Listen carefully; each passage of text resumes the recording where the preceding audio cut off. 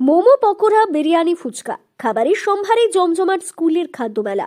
তবে খাবারের স্বাদ নয়, মানবিক বার্তাই এদিন সবচেয়ে বেশি নজর কাড়ল সকলের। বক্রেশ্বর প্রবীর সেনগুপ্ত বিদ্যালয়ের তৃতীয় বার্ষিক খাদ্যমেলায় পথকুকুরদের খাওয়ানোর জন্য অনুদান সংগ্রহ করে তাক লাগিয়ে দিল ষষ্ঠ শ্রেণীর পড়ুয়া সৌরমাল্লু ব্যানার্জি।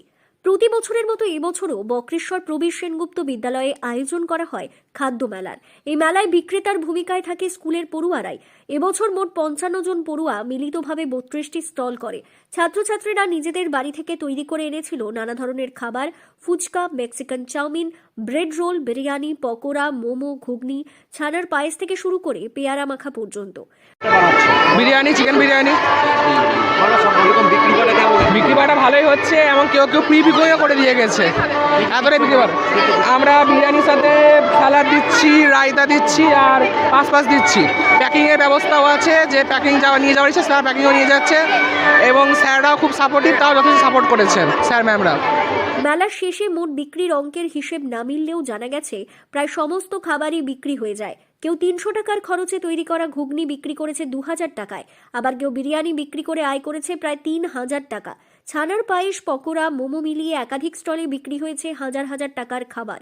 তবে এবছরের খাদ্যমেলায় আলাদা করে নজর কাড়ে ষষ্ঠ শ্রেণীর পড়ুয়া সৌরমাল্লু ব্যানার্জির মেক্সিকান চাউমিনের স্টল। তার স্টলে রাখা ছিল কুকুরের ছবি দেওয়া একটি অনুদান বাক্স। নিয়ম ছিল 20 টাকায় ফুল প্লেট ও 10 টাকায় হাফ প্লেট চাউমিন নেওয়ার পর টাকা দিতে হবে ওই অনুদান বাক্সে। সৌরমাল্যের কথায়, যে টাকা উঠেছে তার 1 টাকাও আমি নিজের জন্য নেব না, সব টাকা দিয়ে আমাদের পাড়ার পথকুকুরদের খাওয়াবো। টাকা পয়সাগুলো নিয়ে তুমি কি করবে? কি আমার এই যত টাকা উঠবে তা সকল টাকায় আমি না নিজে নিয়ে আমাদের পাড়ায় অনেক কুকুর যারা না খেয়ে রয়েছে, তাদের আমরা এই সকল পয়সা যত উঠবে আরও পয়সা যোগ করে তাদেরকে খাওয়ানো হবে। মানবিকতার পাশাপাশি উপস্থিত বুদ্ধিতেও শিক্ষকদের মুগ্ধ করেছে নবম শ্রেণীর পড়ুয়া শুভজিৎ কান্তি।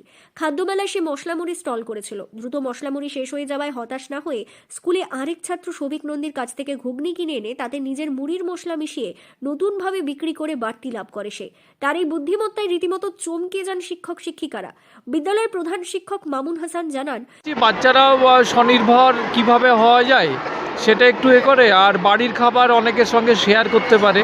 এদের ব্যবসায়িক বুদ্ধিটা তো অতটা নেই, আমরা সেটা চাইও না, কিন্তু সবচেয়ে বড় কথা হচ্ছে বাড়ির খাবার অন্যদের সঙ্গে খুব শেয়ার করতে পারে, পাশাপাশি বাণিজ্য সফলও হয়।